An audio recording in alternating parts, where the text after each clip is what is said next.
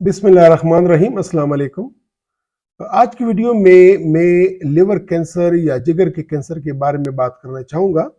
और मैं क्यों इस पे बात करना चाहता हूँ, वजह यह है कि पाकिस्तान में जिगर का कैंसर बहुत तेज़ी से बढ़ रहा है। वजह इसकी क्या है? वजह इसकी ये है कि पाकिस्तान में हेपेटाइटिस बी, हेपेटाइटिस सी और फैटी लिवर की प्रिवेलेंस बहुत ज़्यादा है। बल्कि हेपेटाइटिस बी तो पाकिस्तान तो हेपेटाइटिस बी के हवाले से दुनिया के टॉप ममालिक में शामिल है। हेपेटाइटिस सी के हवाले से तो पाकिस्तान दुनिया का सबसे नंबर वन लेवल ये नंबर वन दर्जे का मुल्क बन गया है कि जहाँ पे हेपेटाइटिस सी के मरीज सबसे ज़्यादा हैं। इसी तरह फैटी लिवर भी पाकिस्तान में उन ममालिक में शामिल है जहाँ पे फैटी लिवर के मरीज़ काफ़ी ज़्यादा हैं। इन तीन वजूहात से बाकी भी वजूहात हैं जिसमें अल्कोहल है या जिसमें कुछ और बीमारियां हैं जिस तरह हीमोक्रोमेटोसिस है या बाकी बीमारियां, लेकिन ये तीन बड़ी बीमारियां वजूहात तो पाकिस्तान में कराती हैं। वो फैटी लिवर है, हेपेटाइटिस बी है, हेपेटाइटिस सी है और अल्कोहल। इन तीनों की वजह से सिरोसिस बनता है और फिर उस सिरोसिस की एक पेचीदगी होती है जिसको लिवर कैंसर बोलते हैं। बाकी पेचीदगी मैं आपसे डिस्कस कर चुका था कि ज़हनी गनूदगी आना, सिरोसिस के मरीजों को खून की उल्टी आना, पेट के पानी जमा हो जाना। लेकिन जिगर का कैंसर एक इसकी मौलिक पेचीदगी है और वजह यह है कि hepatitis B, hepatitis C, fatty liver ये सिरोसिस करेंगे, सिरोसिस के बाद लिवर कैंसर करेंगे। हेपेटाइटिस बी बगैर सिरोसिस किए भी लिवर कैंसर कर सकता है। अब लिवर कैंसर है क्या चीज़? लिवर कैंसर में या जिगर में एक छोटी सी गिल्टी बन जाती है और वो गिल्टी उसकी वो वक्त के साथ साथ बढ़ती है, साइज में बढ़ती है और प्रेशर डालती है इर्द गिर्द के लिवर पे, और उसके बाद वो इस जिगर से बाहर निकल जाती है और बदन के दूसरों हिस्सों तक फैल जाती है, जिसको हम मेटास्टेसाइज बोलते हैं या एक्स्ट्रा हेपेटिक स्प्रेड बोलते हैं। अब लिवर कैंसर जब बहुत छोटी हो तो कभी कभार ये अल्ट्रासाउंड या सिटी स्कैन भी इसको मिस कर जाता है, लेकिन खुशकिस्मती से अल्ट्रासाउंड या बाकी खून के टेस्ट ऐसे हैं जो कि इसको अर्ली स्टेज पे या इब्तदाई मरहले पे इसकी तशखीस कर सकते हैं। अगर जिगर की कैंसर की तशखीस इब्तदाई मराहल में हो तो ये मुकम्मल तौर पर काबिल इलाज है। तो मुकम्मल तौर पर काबिल इलाज है और इसका इलाज तीन तरीक़ों से होता है। या तो इसको सर्जरी के ज़रिए इस छोटे से कैंसर को निकाल दिया जाता है जिगर से, या इसके लिए फिर जिगर तब्दील कर दिया जाता है, या फिर अगर ये बहुत छोटा है और बहुत गहरा नहीं है तो फिर हम इसको इसमें इंजेक्शन लगा के या कभी कभार इसको बिजली जिसको रेडियो फ्रिक्वेंसी एब्लेशन बोलते हैं, तो इलेक्ट्रिकली हम इसको जला देते हैं। तो ये तीन चार इसके ऑप्शंस हैं अर्ली स्टेजेस में कि अगर इब्तदाई मरहले में है तो या तो इसको जिगर बदल दिया जाए या इसको सर्जरी के ज़रिए निकाल दिया जाए या इसको जला दिया जाए इंजेक्शन लगा के, या इसको इलेक्ट्रिकली इसको हम जला देते हैं। तो लेकिन अगर ये ज़रा इससे एडवांस स्टेज में हो कि जहाँ पे सर्जरी मुमकिन ना हो, या जहाँ पे लिवर ट्रांसप्लांट मुमकिन ना हो, या जहाँ पे इसमें इंजेक्शन लगाना मुमकिन ना हो, या जहाँ पे इसको इलेक्ट्रिकली जिसको रेडियो फ्रिक्वेंसी एब्लेशन बोलते हैं वो ना हो, तो फिर हम ऐसे में फिर जिस रक्त से ये खुराक आता है या जिस वेसल से आर्टरी से ये खुराक आता है, हम उस वेसल्स को आर्टरी को बंद कर देते हैं और इसकी वजह से फिर ये कैंसर अपनी मौत आप मर जाता है।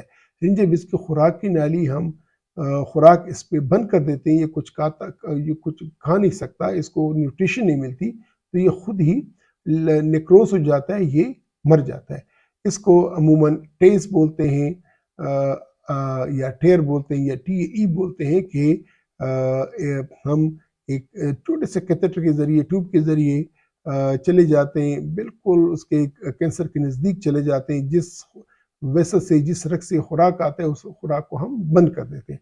आम ज़ुबान में हमारे साइड पे लोग इसको लेज़र बोलते हैं। ये कोई लेज़र नहीं है, लेकिन उसको समझने के लिए चलो बस ठीक है जी। लेकिन इसमें होता क्या है कि एक छोटी सी ट्यूब के ज़रिए, कैथेटर के ज़रिए हम जाते हैं, कैंसर के नज़दीक तक चले जाते हैं। हम नहीं जाते, वो जो हमारे इंटरवेंशनल रेडियोलॉजिस्ट होते हैं तो वो जाके वहाँ पे इसको اس کو رگ کو بند کر دیتے ہیں. جب وہ رگ بند ہو جاتی ہے، اس کو خون کی سپلائی نہیں ملتی ہے، تو یہ کینسر اپنی موت آپ مر جاتا ہے. اس کے بعد ایک اور سٹیج ہوتا ہے کہ یہ جگر سے باہر نکل چکا ہوتا ہے، چاہے سائز جو بھی ہو، لیکن جگر سے باہر نکل چکا ہوتا ہے. یہ یا تو پیٹ کے رگوں میں آ جاتا ہے، یا پیٹ میں پانی کر جاتا ہے، یا پھر جو ہے نا یہ پھیپھڑوں میں چلا جاتا ہے، یا کہیں اور بھی چلا جاتا ہے. تو ایسی صورت میں جب یہ جگر کا کینسر جگر سے باہر نکل چکا ہو، تو پھر اگر اس کو آپ سرجری کے ذریعے نکال بھی دیں، یا اگر اس کی ویسل بھی بند کر دیں، آرٹری بھی بند کر دیں، پھر بھی اس نے جڑیں کی ہوتی ہیں، یہ جگر سے باہر نکل چکا ہوتا ہے. تو پھر ایسے میں پھر ہم ان کو مختلف قسم کی دوائیاں ہیں، گولیاں ہیں، یا باقی انجیکشن وغیرہ ہیں، وہ ہم ان کو دیتے ہیں. اور اس کی وجہ سے ہم کوشش کرتے ہیں کہ جہاں جہاں پہ بھی جگر کے کینسر کے اثرات گئے ہوں، وہاں پہ اس پہ اٹیک کیا جائے. اس کو سسٹمک تھراپی بولتے ہیں. ایک سٹیج ایسا ہوتا ہے کہ وہ یا تو کینسر بہت زیادہ بڑھ چکا ہوتا ہے، یا بہت زیادہ پھیل چکا ہوتا ہے، یا پیشنٹ کی کنڈیشن ایسی ہوتی ہے کہ اس کی لائف ایکسپیکٹنسی بڑی کم ہوتی ہے، یا اس کی جنرل کنڈیشن بہت زیادہ خراب ہوتی ہے.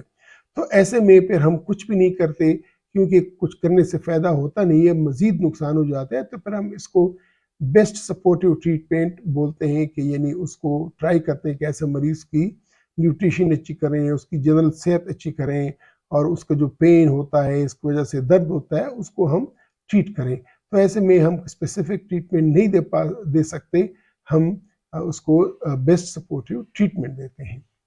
اب اگر کوئی مجھ سے پوچھے کہ جی اگر 100 مریض آپ کے پاس آئے کینسر کے، تو اس میں کتنے مریضوں کو آپ کون سا علاج کریں گے، تو بدقسمتی سے جو ہمارے پاس مریض آتے ہیں وہ عموماً ایڈوانسڈ سٹیج میں آتے ہیں. زیادہ تر تو اس سٹیج میں آتے ہیں کہ ہم کچھ بھی نہیں کر سکتے، اور ہم اس کو بیسٹ سپورٹیو ٹریٹمنٹ دیتے ہیں.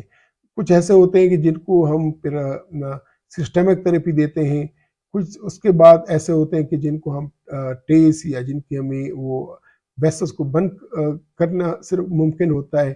بہت کم ایسے ہوتے ہیں کہ جہاں پہ ہم ان کا کیور کر سکتے ہیں، ان کا جو ہے نا سرجری ہو سکتی ہے، یا ان کا RFA ہو سکتی ہے، یا ان کا ٹرانسپلانٹ ہو سکتی ہے، یا ان کا پرکوٹینیس ایتھنول انجیکشن لگا سکتے ہیں. وجہ کیا ہے؟ وجہ یہ ہے کہ سیروسس ایک دن میں نہیں بنتا، اور اگر سیروسس کا مریض ہے تو پھر لیور کینسر ایک دن میں نہیں بنتا، اور اگر بن بھی جاتا ہے تو وہ ایک دن میں، ہفتوں میں یہ سائز اس کا اتنا بڑا نہیں ہوتا کہ آؤٹ آف کنٹرول ہو جائے.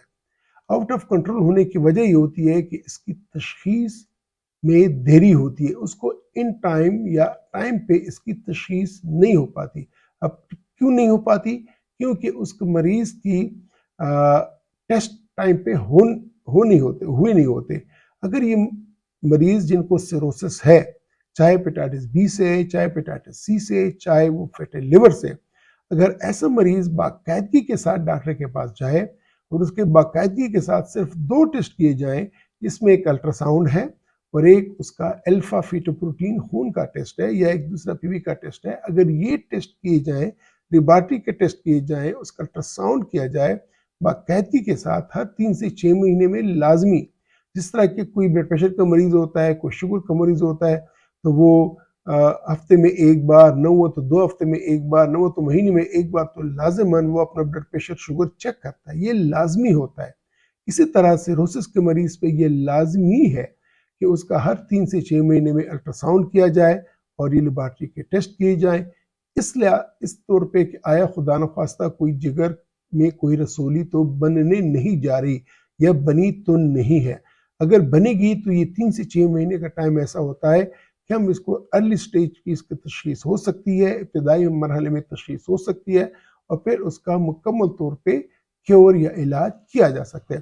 لیکن اگر الٹرا ساؤنڈز میں یا معائنے میں سالوں کا وقفہ رہے، کہ مریض 1 سال پہلے آیا تھا، اس کے بعد پھر سال 1.5 سال تک پتہ نہیں چلا، پھر آیا الٹرا ساؤنڈ کیا، پتہ چلا اس کو تو بہت بڑی رسولی بن گئی ہے.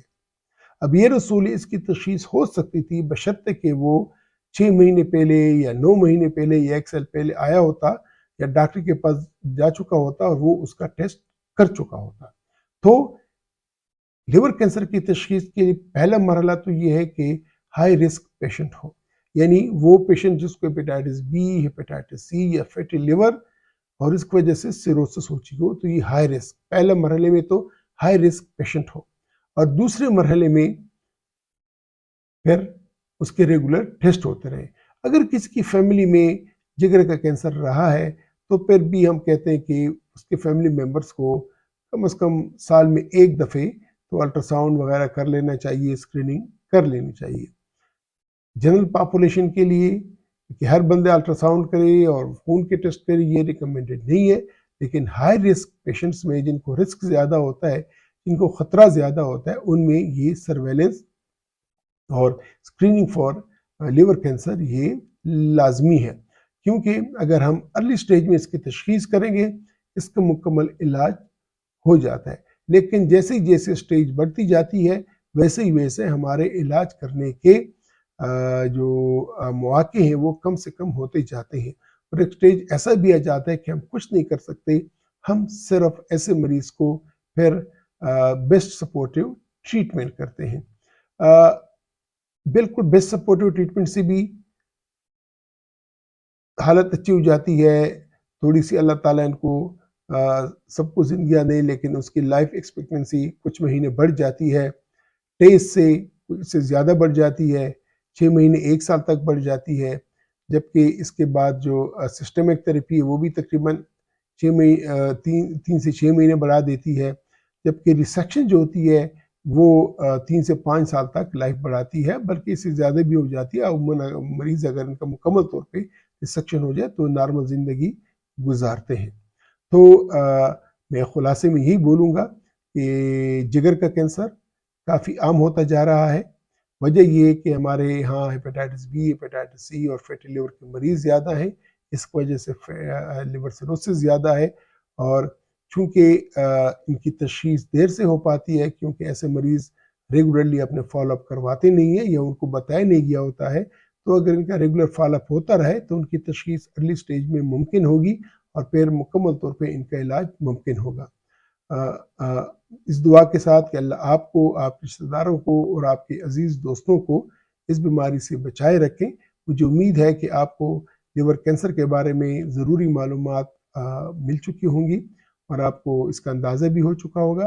اگر اس پر آپ مزید تفصیلاً سمجھنا چاہتے ہیں اور اس کے جو میرے ویڈیو لیکچرز ہیں میرے یوٹیوب چینل پہ، آپ وہاں جا سکتے ہیں، ان کو مزید دیکھ سکتے ہیں، اور وہاں پہ مزید تفصیلاً پکچرز کے ساتھ، ویڈیوز کے ساتھ آپ کو یہ تمام باتیں میں نے سمجھا دی ہیں۔ اس کا لنک میں اس ویڈیو کے ڈسکرپشن میں دے دوں گا، تو اگر جو دیکھنا چاہیں وہاں پہ جا کے دیکھ سکتے ہیں۔ اجازت لوں گا، اپنا خیال رکھیے گا، خدا حافظ۔